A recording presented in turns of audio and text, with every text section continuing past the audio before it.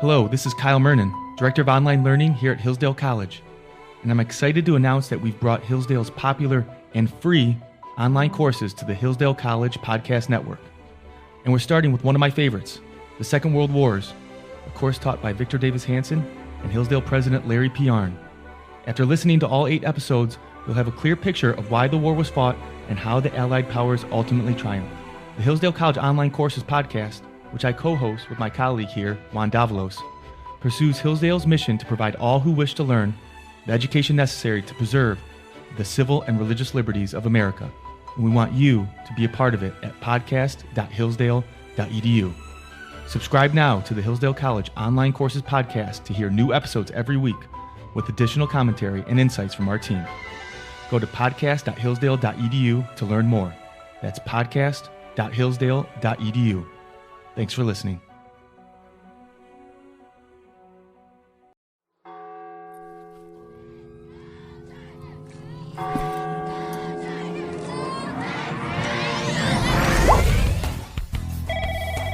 Hello, everyone, and welcome to Beyond the Bubble, a Hillsdale College Career Services production where we take you outside the classroom and into the professional arena to bring you special tips and tricks from recent alumni in all areas of practice. This show is part of the Hillsdale College Podcast Network. More episodes at podcast.hillsdale.edu or wherever you find your audio.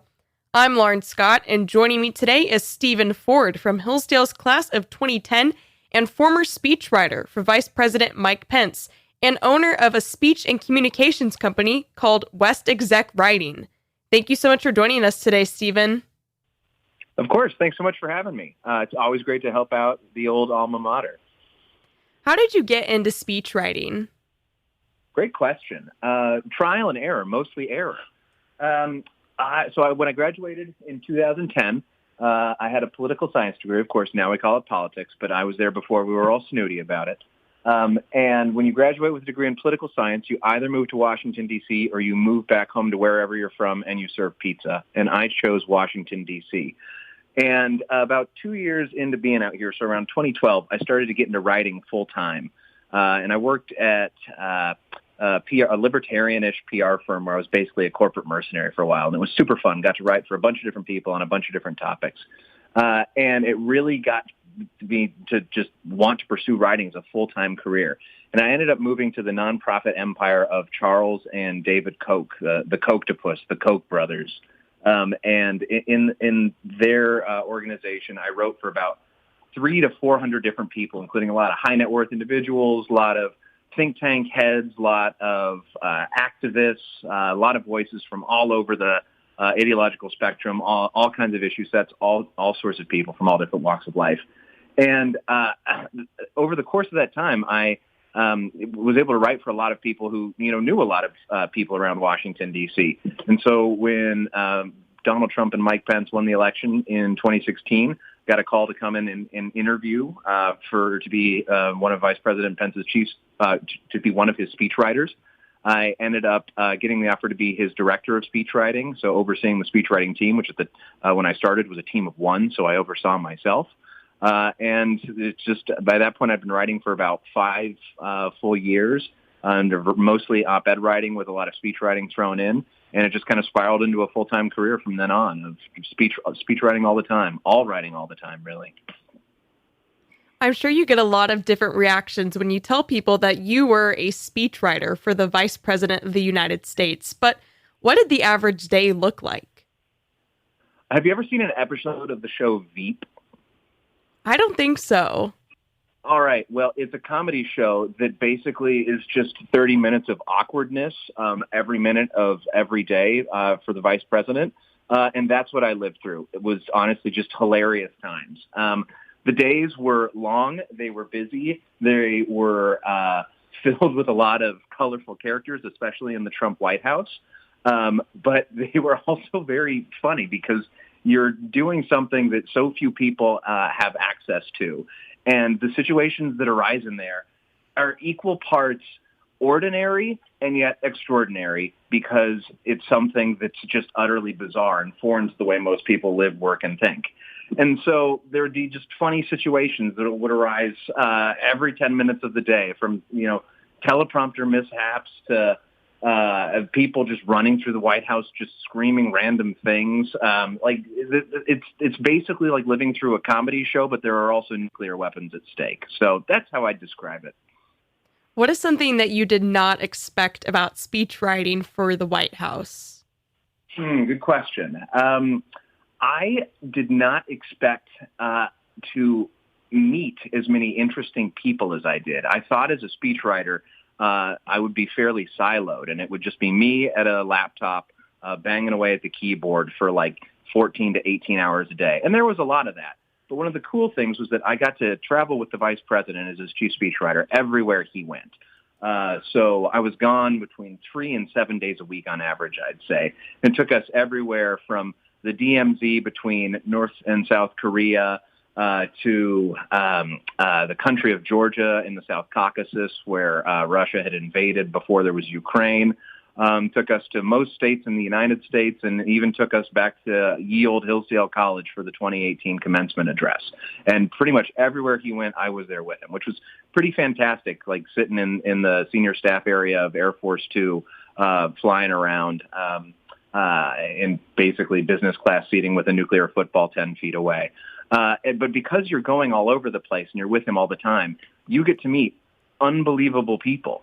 As one of the vice president's senior staffers, I was often able to attend the state dinners that foreign governments threw in his honor when we traveled overseas.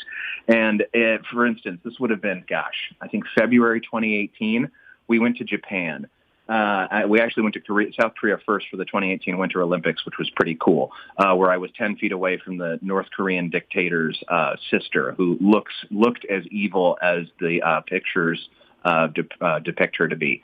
But when we were in Japan, I went to the state dinner, and I was seated in between the chief of staff to the prime minister of Japan and the secretary of defense of Japan, or the minister of defense in Japan. Neither of them spoke a word of English, so on either side of me, I had a translator. And so while I'm eating fancy sushi out of a lobster, I'm trying to talk to them through two young translators on either side of me, which was hilarious. Like, where on earth are you ever going to have an experience like that? Sitting in between two people who you have absolutely no right to sit between, having a conversation basically in a foreign language. Something similar happened in Egypt, where at the state dinner there, I actually sat next to the head of the secret police, and I asked him what he did, and he told me that he kills people. And I didn't really know how to respond to that. So there you go. Being a speechwriter for the Vice President of the United States is a job that involves a lot of dedication. So how did you maintain things like a good social life and good health? Great question. A couple things. And actually, here's where being a Hillsdale grad is one of the best things that could have ever happened. There were a ton of fellow Hillsdale grads in the Trump-Pence White House. I even hired one, Andy Roos, I believe, is a 2014 grad, to be one of my deputy speechwriters a year into the job. And then there was one or two Hillsdale grads who were speechwriters for President Trump as well. So there was already a group of great and principled Hillsdale folks alongside me in the job. And not only that, you're in Washington, D.C., which is basically like a Hillsdale hub. And so I'm married. I have 3 kids. Almost all of our close friends as a couple and as a family are Hillsdale grads who have roughly the same number of kids who are about the same age as us. And so in order to stay sane and just stay grounded, I and my wife, who actually worked in the Trump White House as well as a healthcare staffer for the president, we really prioritized those friendships during that time, even more than normal, because it helped keep us sane, helped keep us grounded, helped keep us walking the straight and narrow at a time and in a city that absolutely didn't want you to. The other thing I'd say that kept me going was developing a total coffee addiction, like somewhere between 8 and 12 cups a day. I shake a lot now. Actually, I was so over-caffeinated that I went to the White House medical office. So it turns out when you work for the White House, you have access to like world-class doctors all the time for free, because they want to keep you operating at a high level so that you can serve the president and vice president at a high level. And I went to the doctor thinking that I had developed like early onset Parkinson's or something because I just couldn't stop shaking. And they said, no, it seems like you have a stressful job. Maybe you should take a few days off and de-stress, which was not an option at all. So I just, kept shaking my way until I had finished my time there after 2 years and decided to actually go have a family and a life again. So after you left your job as a speechwriter for the vice president, what did you pursue after that? Sure. So I left the job in order to start my own writing business. And the day I left, I formed a company, the one I run now, Exec Writing. It's a writing firm writ large. And I say large in the smallest sense of the word because it's just me and it will only ever be me. And I write speeches for individuals and organizations. I write op-eds for national placement in prominent papers around the country. I've helped some prominent folks write books in the last 5 years. And those are the sorts of projects I work on a day-to-day basis. My goal is that once I'd gotten into writing full-time in the mid-2010s, had always been to start my own thing. And the White House really gave me the springboard to be able to do that. Just because by that point, by the end of 2019, or by 2019 when I started my firm, I had written for at least 300-400 people in the previous 8 years, and was able to just go back to everyone I'd ever written for and say, hey, I've written for you. How would you like to pay me this time? And it's just kind of spiraled from there. The business, I work with, I try to steer clear of politics, actually, although I may or may not be working for a presidential candidate who's not Mike Pence. But I mainly serve a lot of high net worth individuals, a lot of prominent corporations and organizations, a lot of right of center groups as well, and a good number of faith groups, both Catholic and Protestant. If somebody was wanting to start a company such as yours, what would you recommend they do? So writing is a difficult trade, a very fun trade in my opinion. But running a business adds a whole level of complexity on top of what is already can be a complicated career. And so my best suggestion is to try and get some of that business sense on the side while you're still employed in a real job or a full-time job. So one of the things that I was able to do back when before the White House, when I was in the Koch network, is a number of folks had approached me for writing. And so I said, sure, let's work something out on the side. So in addition to my day job, I was writing op-eds for some prominent folks around the country. I wrote a book for a prominent business executive. Some folks hired me to write speeches. And so I was able to test the waters of what it was like to be on my own, run a side business, and just figure out the ins and outs of how that works, not least like how to structure contracts and how to figure out what to charge, how to do your rates, how to pay taxes for 1099 for an independent contractor type business model, those sorts of things. And so by the time I was leaving the White House, I'd already dabbled with writing for people on my own on the side with them paying me directly as opposed to working through a company. And so I was I had some of the confidence I needed to go out and start my own thing full time. The other thing I would say is, if you're going to start your writing business or any kind of communications business, although I would say that writing is a more specialized and interesting form of communications. I don't do press releases. That's for nerds. If you're going to do that, you probably need to have a solid track record as a writer yourself. Very few people are going to hire you if you're just honestly like coming out of college or something like that without a track record of writing for either interesting people or for yourself in an interesting way. So one of the things that I'd done by that point that has helped me build a book of business was I wrote op-eds under my own name in places like the Wall Street Journal, which is read by a lot of like high net worth individuals, donor types on the right. And so you can then go to them and say, hey, I was able to write under my own name in there. Let me write for you and try and get you in places like that too. And that's very interesting and appealing to them. So just to recap, the two things that I would suggest doing are trying to build a side business that lets you test the waters, and then writing as much as you can in the highest, in the most prominent venues that you can. Did you do a lot of writing when you were a Hillsdale student? And do you think this writing contributed to you becoming a successful speechwriter? Yes and no. Well, obviously, I did a ton of writing at Hillsdale. I was a political science major, history minor, so all I did was write on a day-to-day basis. I think what has helped me more as a speechwriter, especially in the Washington D.C. area, is less the writing I did at Hillsdale and more the education I got at Hillsdale. I mean, all of us are Hillsdale grads, and we know the same trite phrases, that we're taught how to think, not what to think. Like, that suddenly becomes very not trite and very applicable when you're trying to become a writer in the D.C. area, or really anywhere, I'd imagine. Writing is a very distinct and distilled form of thinking.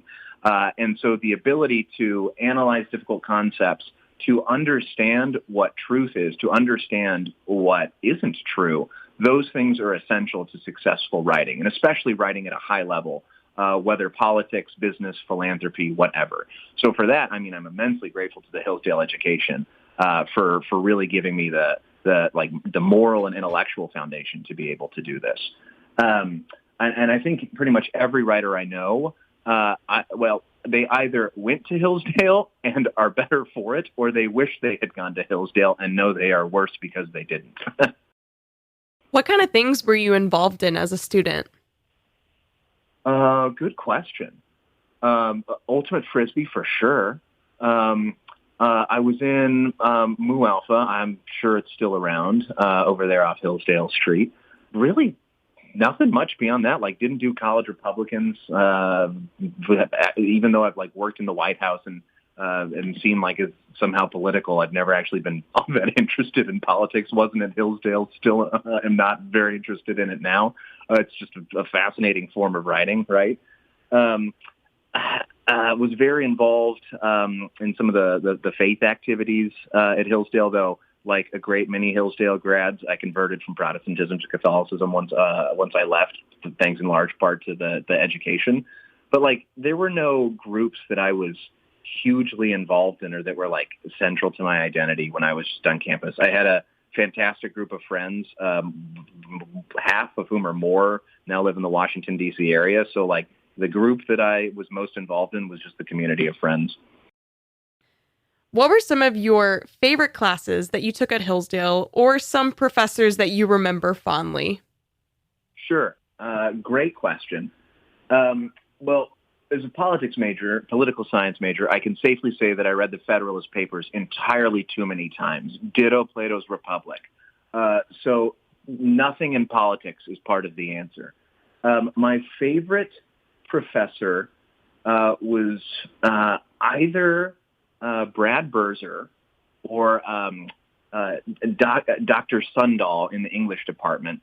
And I think my favorite class would have been probably my first semester English class with Dr. Jackson, just because it was such it was a terrifying introduction to Hillsdale because he was so hard and so demanding and had such high expectations and really challenged his students to write in a way. And I loved it. And the first thing he said when on the first day of class, I think it was 8 a.m. on a Monday morning, freshman year, was that his greatest joy in life was giving homeschoolers their first F.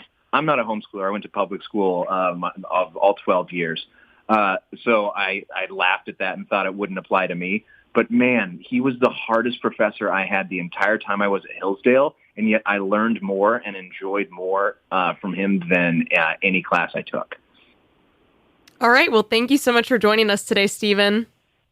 Of course. Thanks so much for having me on. Hope these answers help. You have been listening to Beyond the Bubble, a podcast by Hillsdale College Career Services. This show is part of the Hillsdale College Podcast Network. More episodes at podcast.hillsdale.edu or wherever you find your audio. I'm Lauren Scott, and have a great day.